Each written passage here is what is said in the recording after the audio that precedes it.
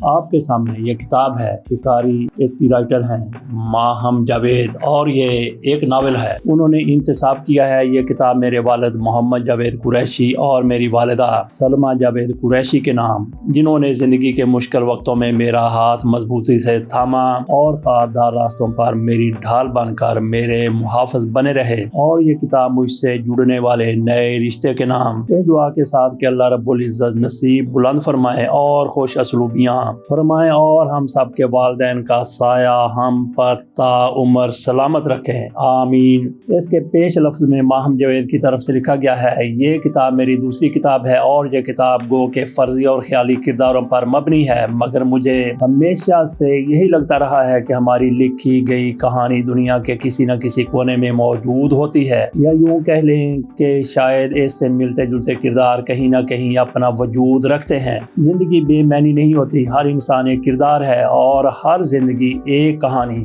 یہ کہانی نہ صرف اس بات کی غمازی کرتی ہے کہ رنج و غم انتقام میں بدلتے ہیں، بلکہ اس بات کو بھی ظاہر کرتی ہے کہ عورت کے کئی روپ ہوتے ہیں۔ آپ اس کہانی میں دیکھیں گے کہ کب شبنم کی ٹھنڈی بوندیں انگاروں کا رنگ لیتی ہیں، کب انسان اپنے درد کے سامنے ڈٹ کر کھڑا ہو جاتا ہے۔ امید ہے کہ یہ کتاب آپ سب کو پسند آئے گی۔ اس ناول کا آغاز کیا گیا ہے، پیانو کی آواز پورے کمرے میں پھیلی ہوئی تھی اور وہ نہ جانے کس جہاں میں کھوئی ہوئی تھی کہ اپنی انگلیوں کو حرکت دینے سے روک ہی نہیں پا رہی تھی۔ یہ وہی دھن تھی جو صابرہ پہلے بھی سن چکی تھی، ایک ہی طرز پر بجتی ہوئی پراسرار سی دھن۔ اس سے پہلے کہ صابرہ خود کو ہپناٹائز ہونے دیتی، اس نے فوراً اپنا کام مکمل کرنا بہتر سمجھا، مگر دھن اب بھی بند نہیں ہوئی تھی۔ ایک خاموش سی چیخیں مارتی ہوئی دھن جسے صرف وہی سمجھ سکتی تھی جو اس وقت اسے بجا رہی تھی۔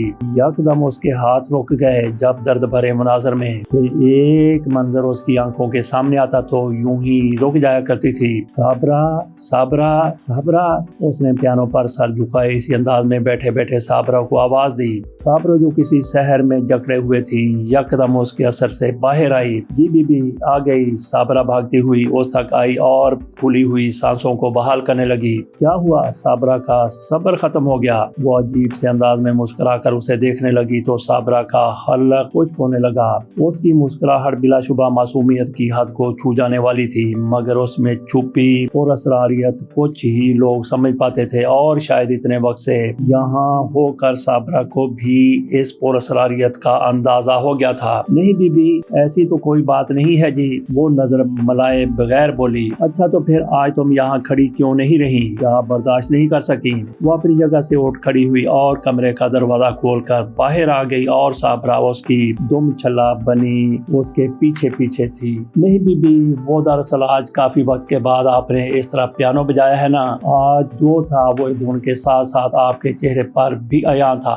ویسے ہی جیسے اس رات آپ۔ صابرہ اپنی بات مکمل کرتی، اس سے قبل ہی اس کی قہر اور رود نظروں نے اسے خاموش ہونے پر مجبور کر دیا۔ میرے کمرے میں کافی لے آؤ، بہت ہی آہستگی مگر سرد لہجے میں بولی۔ صابرہ نے تھوک نکلتے ہوئے سر اس بات میں ہلایا تو وہ خلاف توقع ایک دم اچانک عجیب انداز میں مسکرائی اور کمرے کی طرف مڑ گئی۔ آگے چلتے ہیں، تقریباً درمیان میں ایک آدھ پیراگراف پڑھتے ہیں۔ حسن ایک ایسا زندان جس کی قید میں رہنے کا اپنا ہی مزہ ہے، ڈیئر کزن۔ وہ بے باک اور آوارہ مزاج شخص بالکل اس کے سامنے صوفے پر بیٹھا تھا اور وہ جلدی جلدی اپنا کام نمٹا رہی تھی، یہ سوچ کر کہ اسے اس کی گندی نظروں سے خلاصی ملے۔ اپنا ہاتھ ہی جلا بیٹھی۔ یا اللہ، وہ بلبلا اٹھی۔ اس سے قبل کہ وہ اپنا ہاتھ سنک کی طرف لے جاتی، اس کا ہاتھ اسی آوارہ شخص نے اپنے ہاتھ میں لے لیا جو بھاگ کر اس تک آیا تھا۔ اتنی جلد بازی نہ کیا کرے نا بھابی، اس کی حد درجہ بے غیرتی پر وہ کرنٹ کھا کر پیچھے ہٹی اور اس کے سامنے بیٹھی الٹرا ماڈرن حسینہ ایک ادا سے اسے دیکھ کر مسکرائی تھی، جس پر اس کا دل خون کے آنسو رونے لگا تھا۔ وہ ان دونوں پر ایک نفرت بھری نگاہ ڈال کر اپنی چادر سمیٹے وہاں سے بھاگ گئی تھی کہ اس کے سوا اس کے پاس کوئی چارہ نہیں تھا۔ بیگم وہ جو آنکھیں مودے ماضی کی بدترین دنوں کا چکر لگانے چلی گئی تھی، کسی کے شانہ چھونے پر فوراً سیدھی ہو گئی۔ جی آپ، وہ دودھ ہو کر رہ گئی۔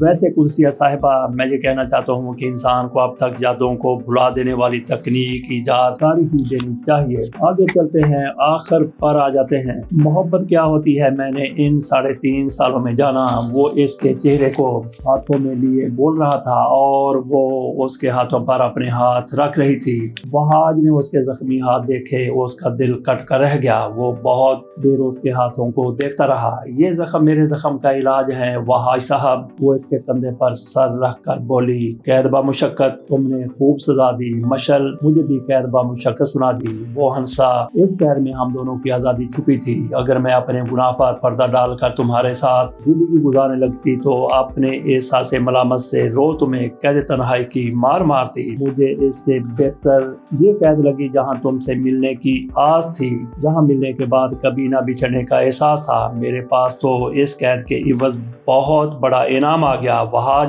وہ اس کے بازو پر اپنا بازو حمائل کرتے ہوئے بولی اور دونوں ساتھ ساتھ چلنے لگے۔ یہ ان کی زندگی کی شروعات تھی۔ مشل نے اپنی کتاب کے سارے پنے پڑھ ڈالے۔ وہ اس کی کتاب کے ہر صفحے پر نفرت کی داستان رقم تھی۔ اس نے نفرت میں ہونے والے داؤ پیچ خود بھی جان لیے تھے۔ اب اسے اپنی زندگی کی وہ کتاب لکھنی تھی جس کا ہر پنا مشک بار ہوگا، جس سے محبت کی خوشبو پھوٹتی ہوگی۔ تمہیں عمر قید کی سزا سنائی جاتی ہے۔ وہ ایک دم سے مشل کو خود میں سماتے ہوئے بولا تو وہ شرما کر سر جھکا گئی۔ مجھے تمہاری یہ قید تا عمر قبول ہے۔ وہ اس کے حصار میں آج ہمیشہ کے لیے خود کو دے چکی تھی۔ آج آتے ہیں اس کتاب کے بیک ٹائٹل کی طرف۔ ماہم جاوید مصنف افسانہ نگار اور کالم نگار ہیں۔ ان کا تعلق کراچی سے ہے۔ انہوں نے 2018 سے باقاعدہ لکھنے کا آغاز کیا۔ ان کی پسندیدہ صنف ناول نگاری ہے۔ ابتدا میں انٹرنیٹ پلیٹ فارمز پر لائن ناول رقیب لکھا جسے کافی مقبولیت حاصل ہوئی۔ اس کے بعد ایک اور دلچسپ موضوع پر ناول تحریر کیا جس کا نام منتظر تھا۔ وہ اخبارات میں سماجی اور معاشرتی موضوعات پر کالم لکھتی ہیں۔ مصنفہ کا طرز تحریر عام فہم ہے۔ ناول نگار کی خاصیت یہ ہے کہ وہ تحریر میں تجسس پیدا کرتی ہیں، جس کے باعث قاری ایک ہی نشست میں پڑھنے کی دلچسپی رکھتا ہے اور خود کو اس کرداروں سے جوڑے رکھتا ہے۔ تحیر اور تجسس سے بھرپور ایک تخلیق آپ کے ہاتھوں میں ہے۔ ماہم جاوید کی تصانیف، انتخاب ناول رقیب آن لائن تصنیف۔ تو اب آ جاتے ہیں اس کے صفحات کی طرف۔ اس ناول کے صفحات ہیں 330 اور اب بات کرتے ہیں اس کی قیمت کی اور کہاں سے یہ کتاب دستیاب ہے۔ اس کتاب کی قیمت ہے 1600 روپے۔ زبردست قسم کا کاغذ استعمال کیا گیا ہے۔ لندن سے چونکہ یہ کتاب شائع ہوئی ہے اور لندن والوں کا وہی معیار ہے ظفر اقبال ظفر کا۔